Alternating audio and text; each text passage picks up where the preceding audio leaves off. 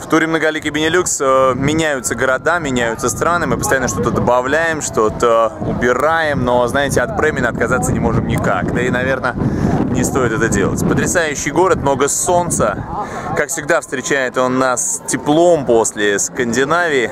Видите эту чудесную архитектуру бременской ратуши, одновременно и готика начала века 15-го, и уже ренессансные черты первой половины 17-го. Здесь же стоит красавец Ролан, ну куда же без него.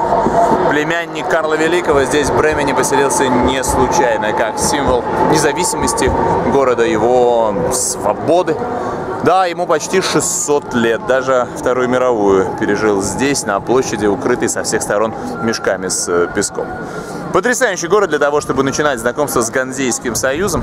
Город вкусный, город интересный, город идеальный для того, чтобы провести пару часов, как мы сегодня. И, конечно, город отличный для того, чтобы сюда еще раз вернуться.